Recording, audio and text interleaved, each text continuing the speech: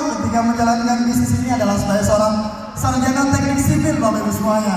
Dan luar biasanya berkat beliau menjalankan bisnis ini dengan sikap yang positif dan dengan nilai-nilai yang humanis, beliau bersama TNC dan juga One Vision telah meraih reward All Dream Holiday One Vision, All Glory Trip TNC, Passion Trip Amerika, Spanyol, Rusia, Prancis, dan beliau mendapatkan luxury car, yacht, dan plug.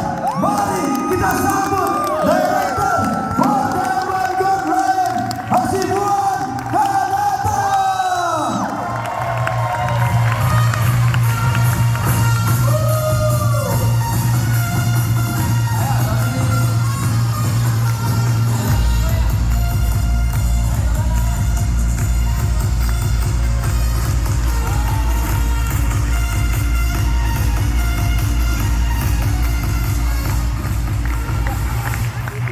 Oke, Bapak Ibu sekalian, terima kasih banyak.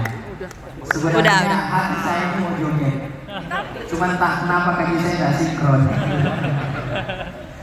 Saya juga baru mau naik pada berdiri semua tadi, Pak Ruli sama Pak Abdi. Ini kayaknya sesi spesial Bapak Ibu sekalian ya.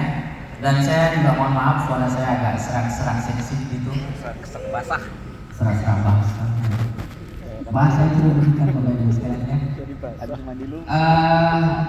Tadi di sesinya Pak Barik luar biasa ya, kita diperlihatkan bagaimana ada sosok Pak Ustaz yang luar biasa. Beli kerahan ya, sebenarnya kalau kita lihat kerahan itu bisa buat berapa orang sih? Dua, di satu aja mah berapa Luis? Coba kalau kita beli Bapak Ibu sekalian, sesi berapa itu kira? Banyak. Tapi bukan mengenai berapa isinya, ada di situ nilai. Ada nilai menunjukkan bahwa lewat bisnis ini Anda bisa mengontrol kondisi finansial Anda tak terbatas. Dan yang menariknya kita berada di bisnis yang sama dengan Pak Luis. Tinggal bagaimana kita mengikuti langkah Pak Luis. Ya, beda lah, beda-beda tipis. Sering lah misalnya beda ya. Seperti itu. Saya juga sedikit jelas balik Bapak Ibu sekalian. Saya mau mulai bisnis ini itu memang dalam kondisi penuh keterbatasan ya. Karena memang saya sendiri dari background keluarga yang cukup kekurangan ya. Betul saya ada di sini saudara satu mirip-mirip ya bilang dibelah-belah ya Pak. Kami memang keluarga, tapi dari sisi background finansial itu sangat jauh Bapak Ibu sekalian. Karena memang beliau ini dari keluarga yang berhasil secara pendidikan, punya perusahaan. Itu harus Bapak. Tapi dari background keluarga saya, memang dari keluarga ya petani. Jadi dari SD, SMP, saya bertani. Syukurnya SMA saya dikirim ke Makassar. Tapi justru ke Makassar disitulah saya melihat, oh iya dunia ini seperti ini. Ada orang yang hidupnya berkelimpahan seperti itu. Tapi ada juga orang yang hidupnya kok biasa sekali, bahkan cenderung kekurangan. Problemnya di mana gitu? Apakah Tuhan ini tidak adil gitu? Ternyata sebenarnya Bapak Ibu sekalian, bagaimana kita memanfaatkan potensi diri kita. Terus yang kedua adalah adakah media yang bisa membuat kita punya nilai itu bisa menghasilkan hal yang besar. Dan sebenarnya ada di multilevel TNC ini Bapak Ibu sekalian. Saya masih ingat Bapak Ibu, waktu Pak Rizky presentasi saya, waktu itu saya menjelang sarjana ya, saya tidak perhatikan presentasinya. Anda bayangkan ada orang yang secara keuangan bermasalah, dijelasin bisnis income yang puluhan juta udah beli pertama yang membangun bisnis baru 2 tahunan. Itu matanya itu jadi hijau Bapak Ibu sekalian. Coba bayangkan uang 100.000 saja susah. Saya itu kalau ke kampus Bapak Ibu itu nggak berani makan di kantin. Kenapa? Karena kalau saya makan di kantin, saya bisa jalan kaki pulang. Karena terbatas. Nah, saya melihat ini ada harapan. Dan saya cek, oh iya ternyata bisnis ini sebenarnya sederhana, tinggal bagaimana kita mau mengembangkan diri kita. Kan modelnya sederhana, tinggal ngomong dan semua orang punya mulut, Bapak Ibu sekalian. Masalahnya mulutnya ini selama ini kan kita selalu gunakan ceritain orang kan gitu. Makanya BV-nya beda, BV-nya ada usahanya, bukan omset. Nah, sesi saya ini saya ingin bicara tentang sebuah nilai. Saya masih ingat waktu saya naik peringkat diamond ya, ada kebanggaan tersendiri waktu itu di Bandung karena yang naik peringkat diamond waktu itu dipanggil meeting dengan Mr. Lee di sebuah restoran dan ada hal menarik yang Mr. Lee sampaikan saat itu.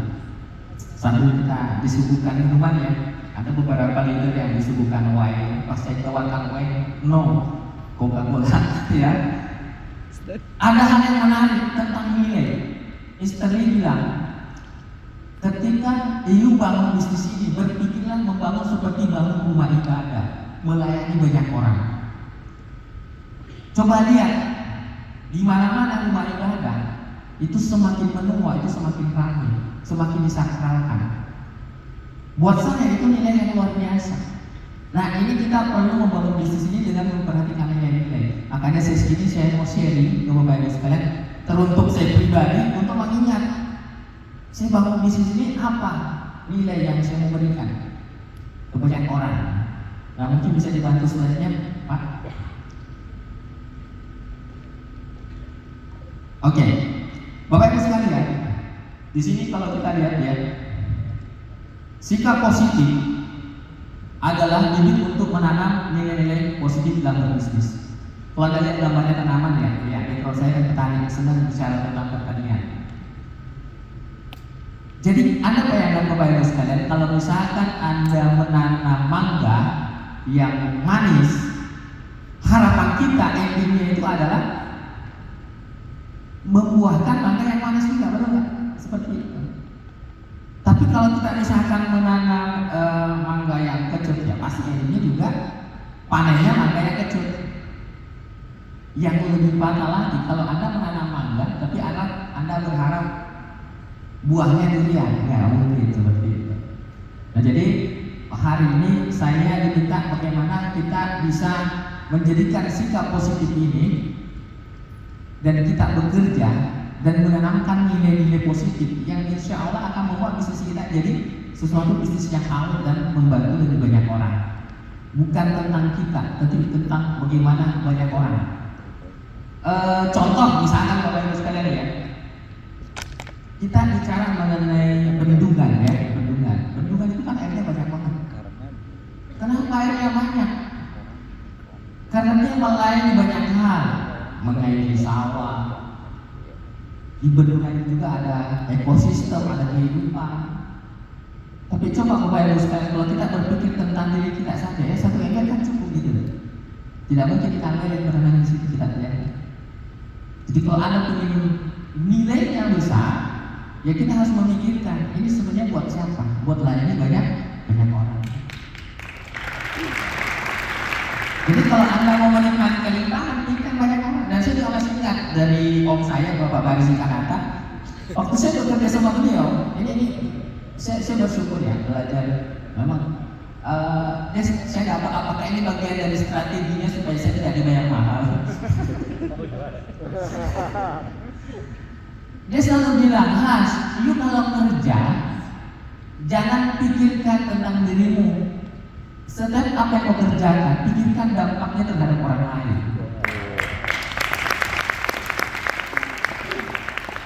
Maka kalau dampak itu baik, maka orang lain itu dia akan memberi respon baik kepada Anda. Sama halnya kita menjaga lingkungan. Tapi jika kau mengerjakan sesuatu yang selalu tentang dirimu saja, tidak pernah memikirkan tentang orang lain, ya nanti lingkungan akan menjadi musuhmu seperti itu. Jadi memang poinnya adalah bagaimana kita bisa melayani. Yuk kita lanjut Bapak Ibu sekalian. Nah, tujuan kita agar bisnis awet dan terus tumbuh memberi manfaat secara maksimal. Dari pengalaman saya ada dua poin yang harus diperhatikan. Saya kebetulan teknik sipil Bapak Ibu sekalian. Teknik sipil itu menyangkut mengenai konstruksi ya. Ini kalau kita lihat bisa ditampilkan sebelah sini Pak, biar saya nggak setengah mati gini Pak, nanti encok. Ada 2 poin yang harus diperhatikan.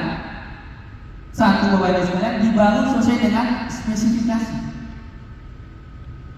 Coba Anda bayangkan misalkan hotel ini ya, dia dibangun tidak sesuai dengan spek.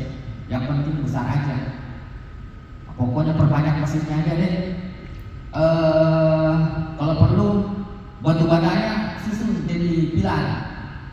Itu jadi problem. Ini bukan mengenai besarnya, tapi mengenai speknya. Keamanan ini menjadi acuan pertama. Jadi kalau kita di teknik sipil itu, Bapak Ibu sekalian, pertama yang perlu diperhatikan itu hitungannya adalah amanah.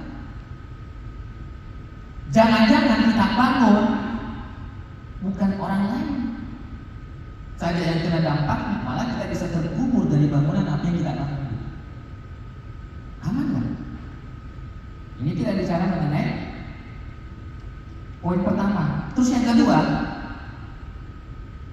fungsinya. Bagaimana fungsinya? Tidak bisa fungsinya dulu baru amannya itu. Harus tertib. Anda nggak bisa pakai baju dulu baru pergi mandi. Mandi dulu baru pergi mandi. Atau tidak boleh wudu dulu baru pergi kencing. Kencing dulu baru harus tertib. Sama juga dalam hal mendesain. Harus tertib. Amannya dulu, aman. Kalau aman baru lanjut fungsinya. Nah, setelah kita melihat fungsinya, baru kita bicara yang ketiga, yakni estetikanya, keindahannya. Nah, banyak orang karena ingin keren-kerenan, estetikanya begini, tanpa memperhatikan keamanannya dan fungsinya. Akhirnya menjadi sebuah musibah, Bapak Ibu sekalian.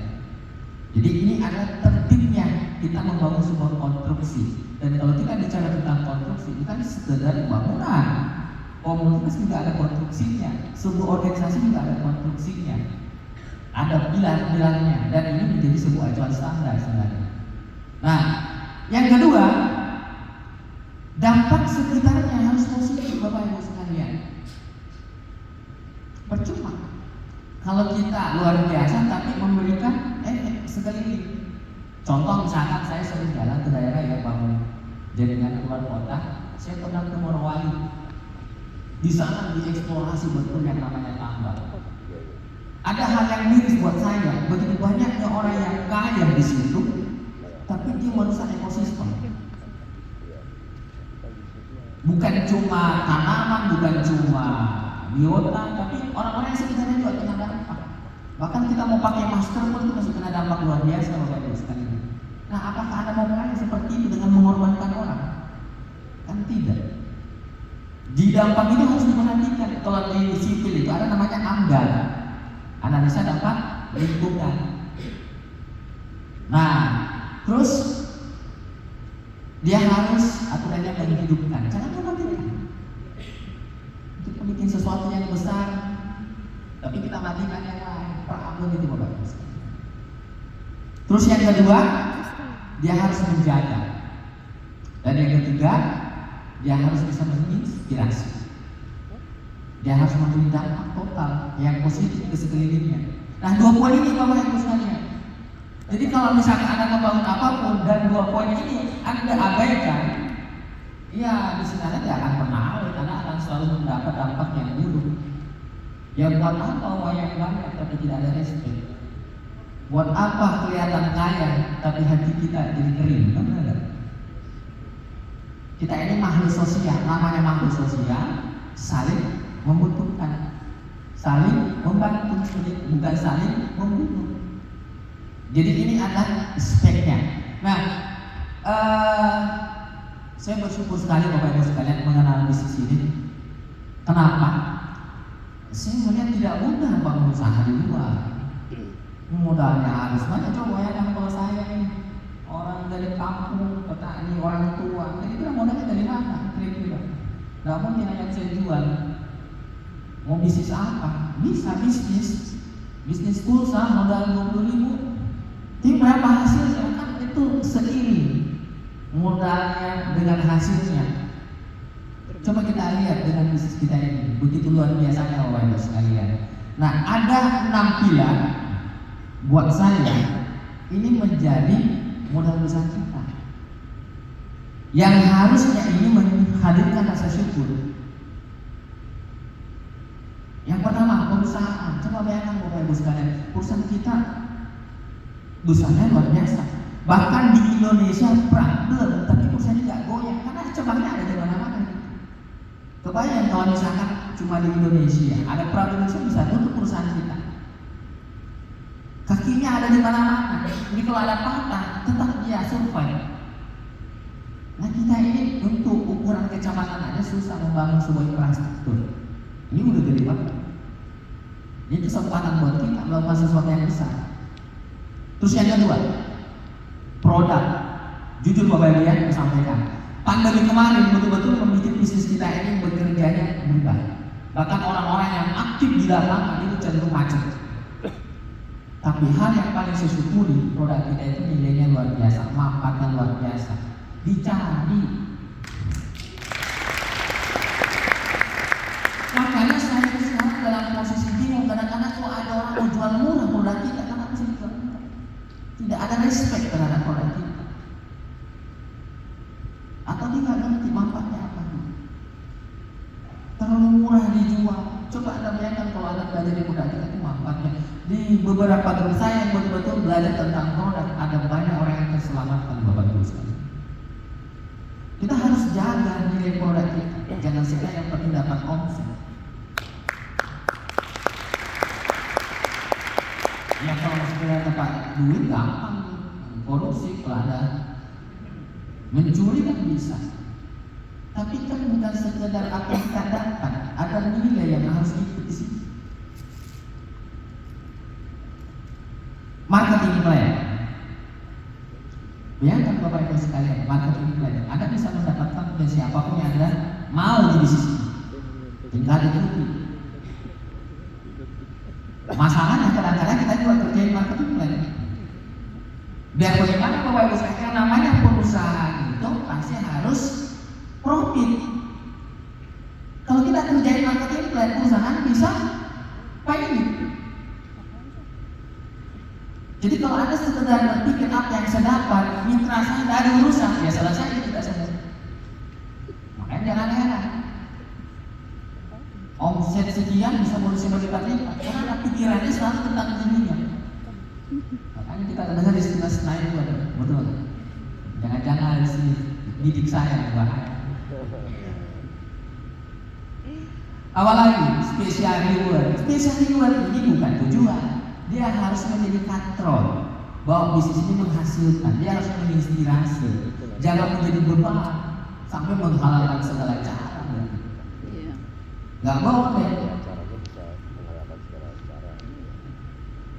Kompetisi internasional ini sebagai show menunjukkan siapapun pemakaian kita ini bisnis besar. Ini buat saya pribadi ini modal besar semua. Ditambah yang keenam support system. Leader-leader kita di sini luar biasa semua. Memikirkan Anda semua gimana bisnisnya betul-betul terus berkembang sehat. Dia ajari edukasi dari awalnya nggak ngerti jadi ngerti, awalnya nggak tahu jadi tahu, awalnya nggak kompak jadi kompak. Itu mahal. Kita banggakan tadi sama lama kan itu. Pak Ruli sampai pengantungan. Ini luar biasa seperti ini modal. Kita perlu menghadirkan rasa syukur Bapak Ibu sekalian. Karena rasa syukur ini dia akan membuat kita jadinya netral, tidak ada beban, tidak ada keserakahan di situ. Nah, ini yang terjadi sekarang. Wah, ini masalah sekarang. Kondisi dan fakta sekarang. Ini kita realistis saja. Bukan. Bukan dengar aja. Tahan. Apalagi celaka. Ya. Kondisi dan fakta sekarang. Terjadi pergeseran nilai ke arah nilai-nilai negatif. Dan kita sebagai leader harus bisa sedang merasa, wah ini ada yang salah.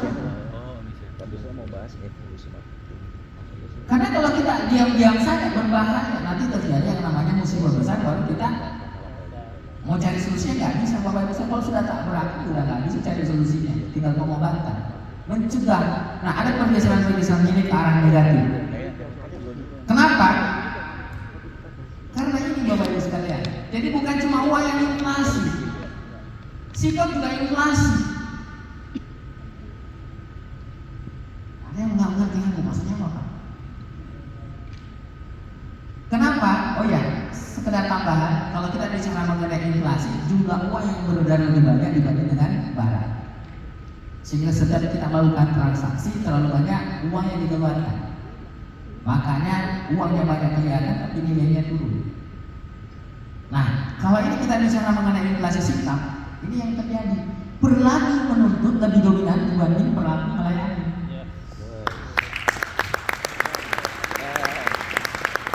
Pak, semua ini, tapi enggak melayani. Materi suami istri, masalah melayani.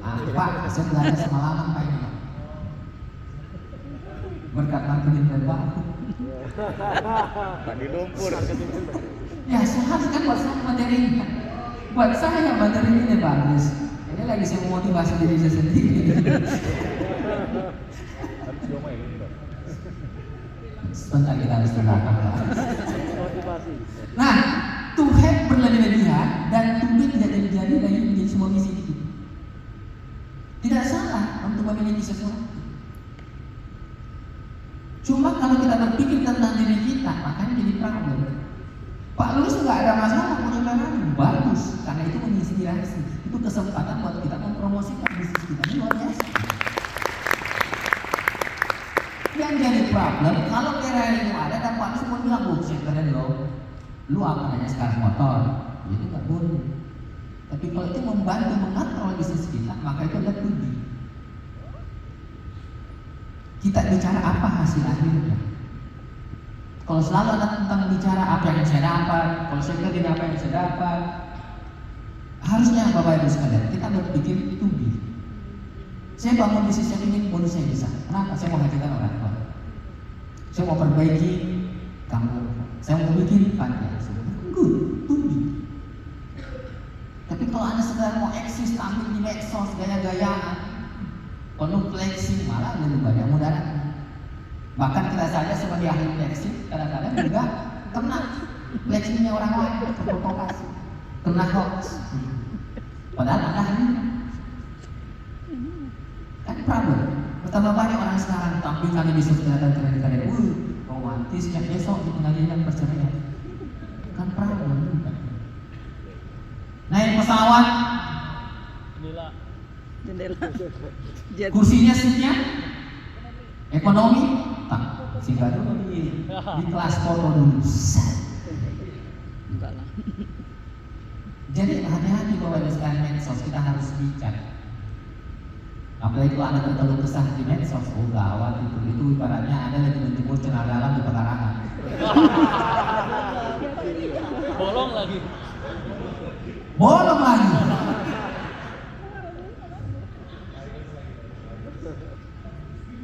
Jadi Anda kalau ketemu orang tahu warnanya. Biru lagi pasti. Ya, maksudnya saya Bapak Ibu sekalian, medsos itu ada manfaatnya. Tapi jangan karena manfaatnya banyak, tapi kita nggak mencari. Laptop saja itu punya antivirus, masa kita manusia nggak punya antivirus? Coba bayangkan kalau laptop itu semua file bisa masuk semua, kan bisa nge-hack. Makanya kan banyak sekali orang yang hidupnya sekarang. Karena antivirusnya nggak diaktifkan. Keren kan?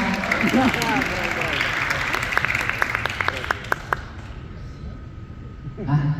Filosofinya tuh. Mandi lumpur. Lu bicara mengenai pesawat. Sebentar.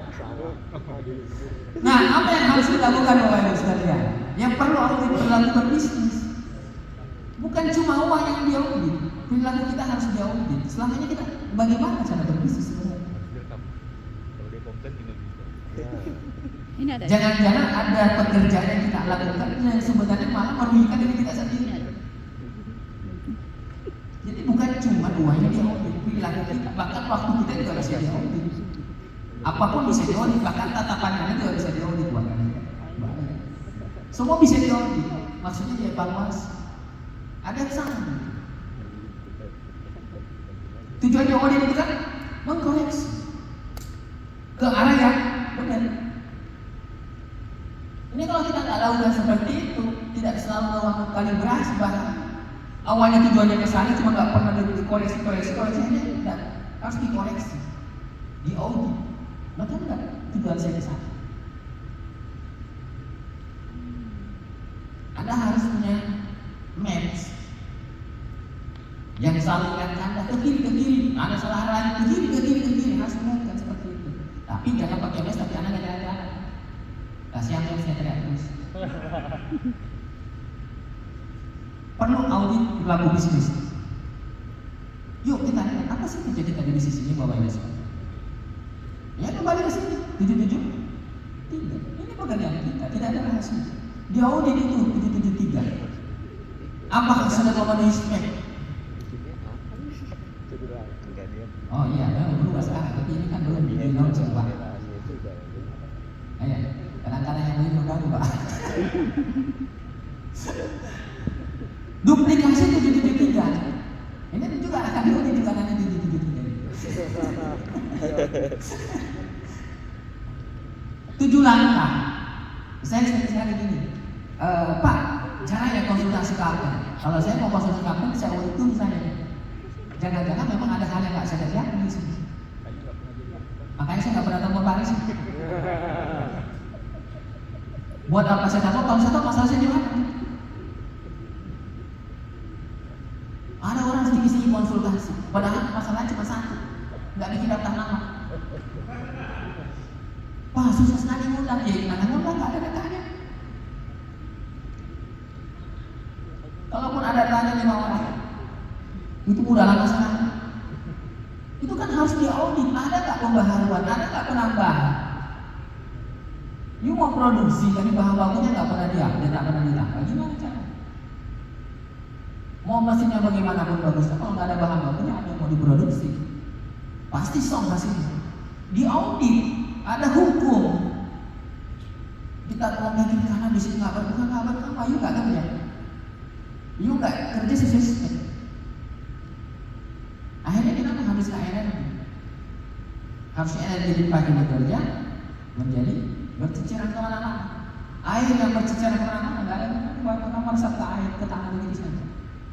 Tapi air yang ditampung di ember itu bisa Anda jadikan mandi bersih.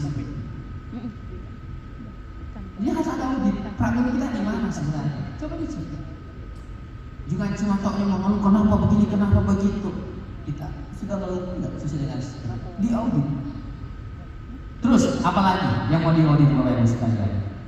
Nah itu masih di buku-bukunya starter pack itu yang parah sekali. Coba lihat betapa banyak netpi fisiknya kemarin-kemarin yang itu buku di stokis. Itu harusnya diaudit. Apa esensi netpi ini sebenarnya? Semua sekedar lolos BPOR ya gitu. Saya Bapak Ibu sekali saya masih ingat di awal ketika bangun bisnis itu malu waktu itu. Bahkan netpinya ilmu yang saya cari buat dengerin.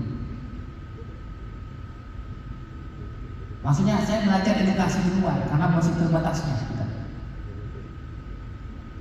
Kenapa Bapak Ibu sekalian? Karena ini bagian dari spek yang dibutuhkan untuk kita melakukan penguatan. Ingat masalah tidak bisa sama sekali kita kecil. Dia udah permanen. Supaya bisa diatasi kita yang membesar. Bagaimana caranya? Isi dengan pengetahuan. Sumber pengetahuan itu dari mana? Ya dari ini, dari net, dari sana. Nah kalau Anda bertumbuh bukan kayak yang dulunya besar jadi kecil. Nah kalau semuanya jadi kecil kita bisa kita atas. Jadi fokusnya kita adalah konsep bisnis ini diarahkan kita untuk berkembang secara pribadi dan sudah disiapkan. Masalahnya kita tidak pernah mengecek, tidak pernah mengaudit. Apalagi yang ketiga, itu juga kebiasaan. Saya tidak akan bahas ya. Tapi intinya Anda perlu audit satu persatu. Bahkan yang paling parah 3 prinsip dasar ini sendiri. Identifikasi sudah tidak jalan. Antara apel dan knowledge sebagai teman. Ya nggak apa-apa kalau non formal, tapi kalau sudah pertemuan formal, belum lagi kalau ketemu sudah ada permusuhan, bukan lagi identifikasi, identifikasi. Ini kayak rusak semua spek. Bikin bangunan lebih banyak, pastinya dibanding semennya. Akhirnya bikin bangunan pupuk, bangunan tahu, mudah rontok. Konsultasi tidak jadi sebuah hal yang prioritas lagi, merasa dirinya sudah hebat. Apa-apa pakai strateginya gitu. Akhirnya di mana-mana ada strategi. Padahal bisa dikomunikasikan. Apalagi ini yang paling terbiasa, translate. Tadi jaringan dari. Maksud saya sederhana Bapak Ibu sekalian, banyak itu orang di luar karena masih tahu jaringannya orang. Presentasi saja. Terus saya mau tanya yang suka pindah-pindah jaringan, saya mau bilang, ngapain dicari-cari upgrade? Kau sukses banget karena upgrade, tapi karena kau sendiri.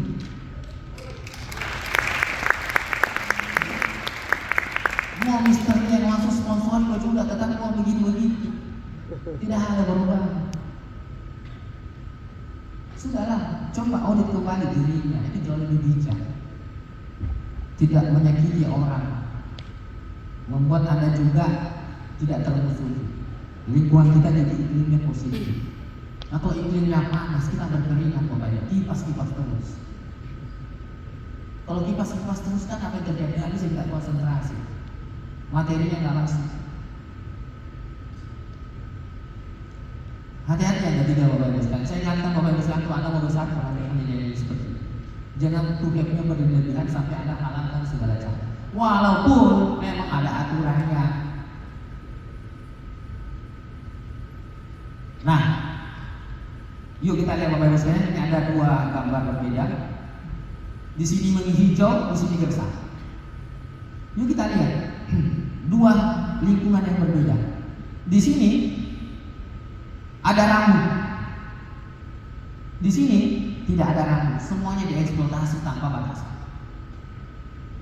Kalau kita lihat di sini ekosistemnya pasti mati, pasti banyak. Tapi di sini pasti ekosistemnya pasti banyak. Yang terjadi sekarang kita mengalami pergeseran nilai dominan ke sini sekarang. Eksploitasi produk, direpackaging, undercutting, rekrut jaringannya orang. Terjadi kegersangan dalam bertindak. Yang penting apa produknya. Tidak ada urusan dengan lingkungan, mau gersang kah, mau mati kodok kah, tidak ada urusan. Mau ular mati kah, tidak ada urusan. Terjadi pergeseran nilai, ini yang dominan sekarang. Tidak ada rambut. Nah kita berharap harus ada rambut. Karena rambut ini yang menghidupkan Bapak Ibu sekalian. Bukankah dengan kondisi gersang seperti ini banyak kematian di sini? Banyak ekosistem yang rusak. Kesadaran ini yang mau dibangun. Yuk kita lihat. Ada rambut, itu lahir keteraturan. Tidak ada rambut, yang ada adalah kesemrawutan. Makanya kadang-kadang kalau kita lihat itu susah sekali kok bikin pertemuan. Karena tidak ada rambut-rambut, semua maunya dia. Baru gabung sedikit udah pecah. Karena tidak ada keteraturan, semrawut Bapak Ibu. Coba kalau kita punya keseragaman, punya keteraturan, betapa mudahnya kita bangun bisnis itu baru, betapa mudahnya kita bikin pertemuan. 5 leader saja bersatu atau sekedar bikin satu opini, betapa mudah. Kenapa? Karena yang terjadi sekarang terjadi kesemrawutan, tidak ada rambut, tidak ada batasan-batasan, semua loss. Coba bayangkan kalau celananya yang ada loss jatuh. Yang tertawa yang dibayangkan loss betul itu. Tertib, ada rambut, ada ketertiban. Tapi kalau tidak ada rambut yang jadi gaduh.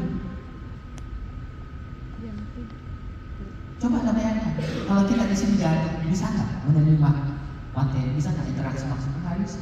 Ini baru bicara dalam ruangan ini. Gak ada semua cerita sana, semua maunya ini. Tapi kalau tertib, fokus, terjadi ketenangan.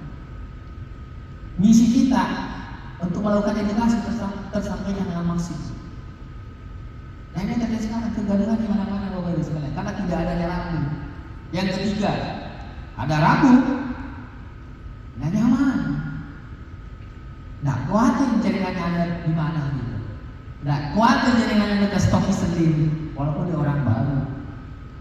Tapi kalau nggak ada rambu, wih gelisah nih, wih, jangan-jangan ganti ini nanti, jangan-jangan langsung dikasih bonusnya ini, jangan. Gelisah itu sih. Nah gelisah itu kan menciptakan stres, banyak saraf yang putus dan akhirnya kita cepat mati juga. Gara-gara tidak ada rambu, kita cepat mati. Seperti tidak ada lampu lalu lintas, seenaknya lewati perempatan, mati dia. Karena tidak ada rambu. Apalagi Bapak Ibu sekalian, keamanan, ada rambu, ada keamanan. Tidak ada rambu, ketakutan terus. Was-was, takut.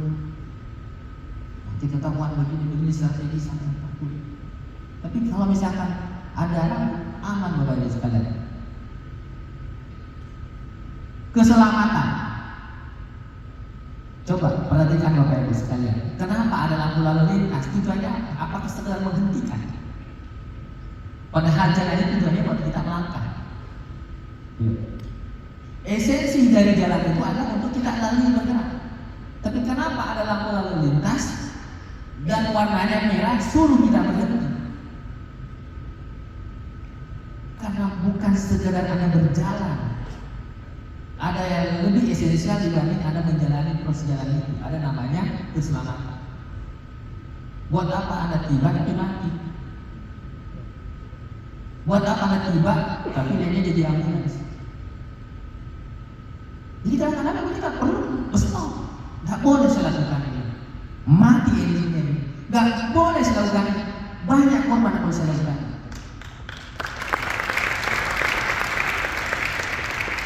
Itu nilai.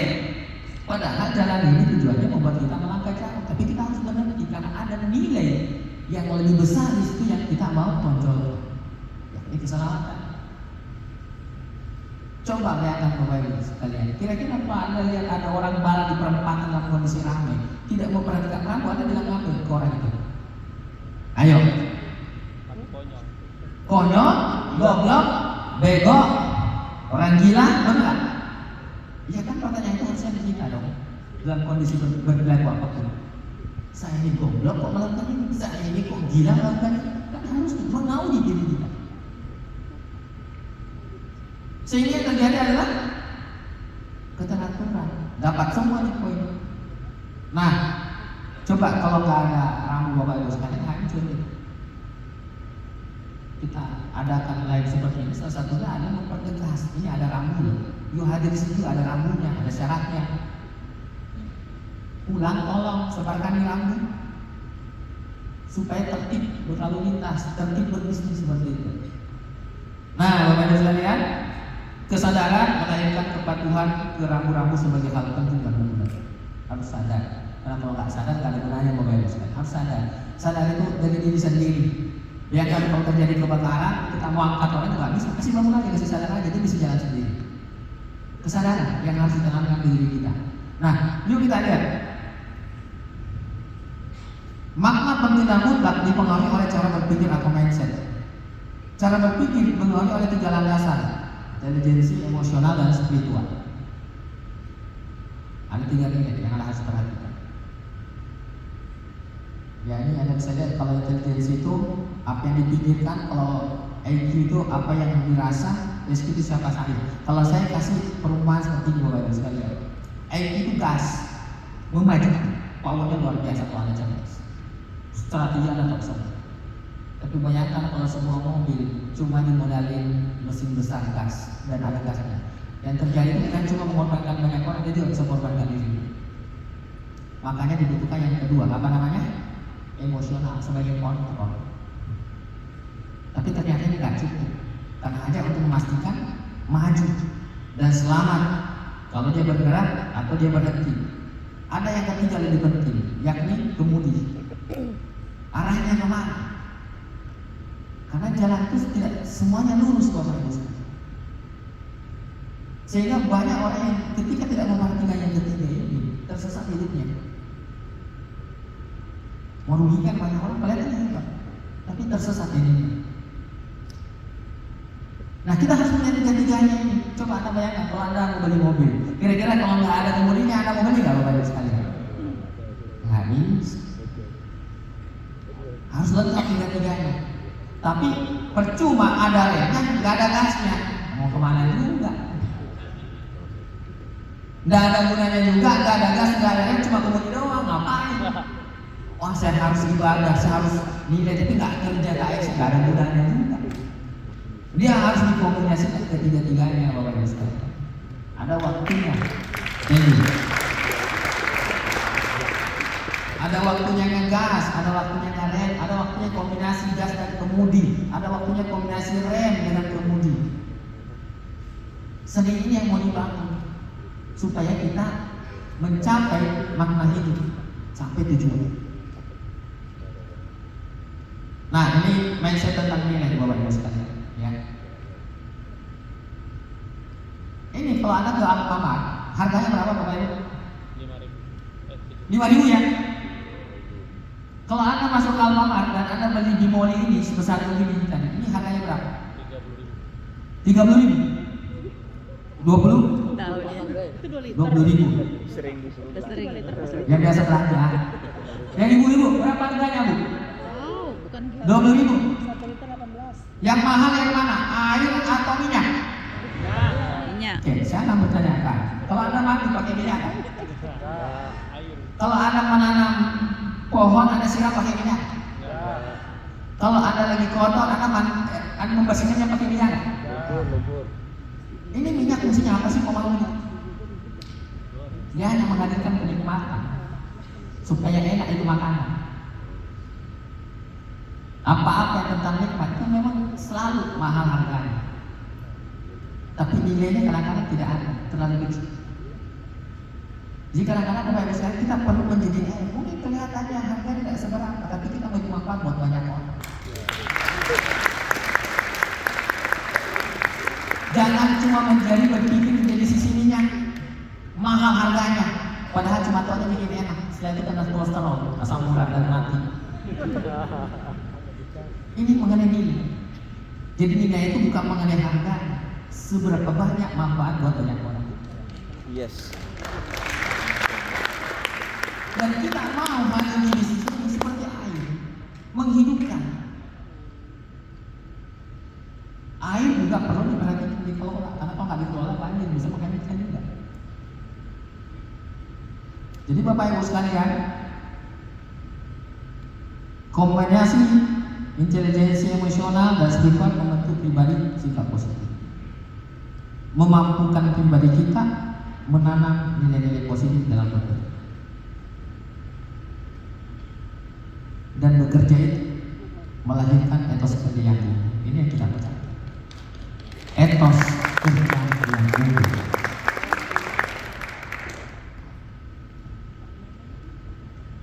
Terakhir Bapak Ibu sekalian, karena saya diminta kalau bersihkan selesai 10:30. Kerja itu ibadah. Teman-teman sekalian, coba Anda membayangkan ketika kita mau beribadah, kita mensucikan diri. Buat yang muslim mau salah kasih wudhu. Kita menghindari hal-hal yang sifatnya kotor. Anda bayangkan ketika Anda bangun di sisi bekerja, jadikan semua ibadah. Segala hal-hal yang sifatnya negatif Anda jauhkan. Karena Anda berpikir bahwa ini adalah ibadah. Di situ ada keikhlasan. Saya wudhu, saya sholat, sekusuk-kusuknya sholat. Tapi urusan Allah terima atau tidak itu saya tidak. Pekerjaanku hanya sholat. Karena kalau saya mau pastikan Tuhan terima pahala sholat saya, maka saya tidak akan sholat. Bayangkan kalau kita integrasikan apa yang kita lakukan sebagai ibadah, semuanya dalam serba kehati-hatian, semua rambu-rambu di balik kita.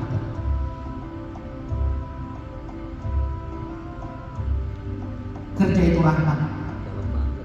Kerja adalah rasa syukur, dan aku sanggup bekerja serius. Kalau kesahihan Bapak Ibu sekalian, kita bekerja, ini rahmat, ini hadiah, kesempatan, kita masih hidup, dikasih kesempatan bekerja, dikasih kesempatan untuk memberikan yang terbaik buat keluarga kita, buat orang lingkungan kita. Ini rahmat. Kalau Anda melihat sebagai sebuah rahmat, ada respect yang kuat di situ, Bapak Ibu sekalian. Ada totalitas di situ.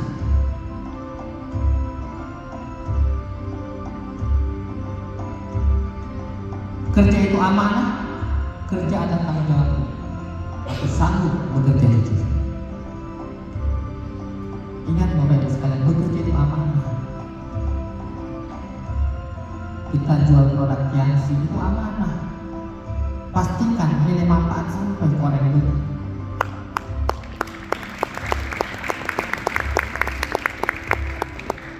Anda merekrut orang, ada amanah di situ. Pastikan orang ini teredukasi dengan benar. Karena ketika Anda bangun di sini dan melihatnya sebagai sebuah amanah, insya Allah Anda akan bekerja dengan jujur. Tidak ada spot-spot hitam yang membuat orang tenggelam.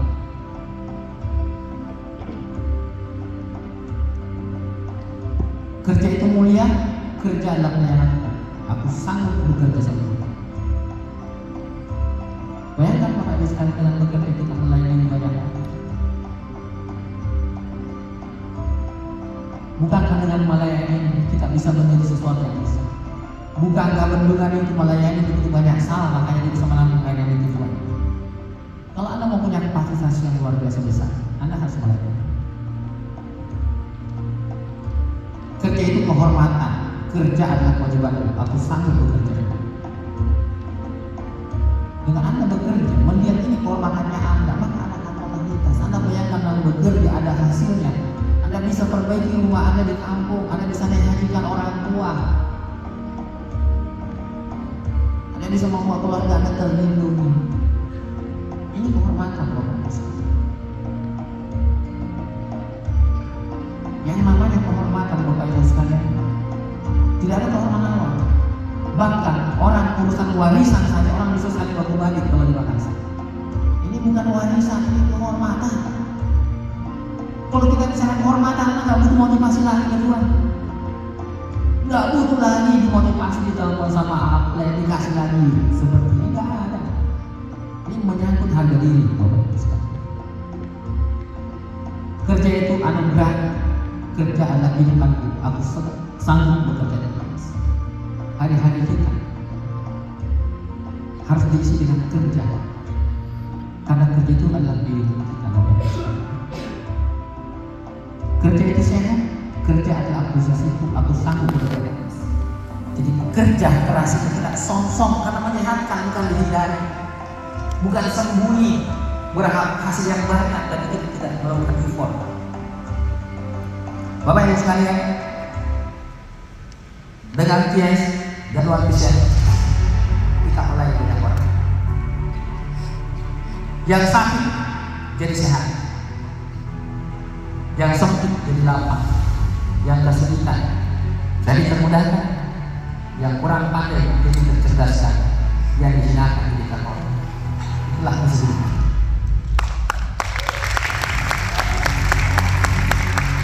Saya percaya orang-orang yang punya nilai seperti ini ada di tempat ini, dan suatu saat kita balik ke tempat ini bikin perkembangan yang lebih besar.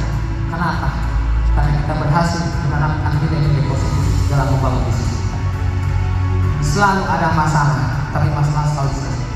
Apalagi diselesaikan dengan nilai-nilai positif. Assalamualaikum warahmatullahi wabarakatuh.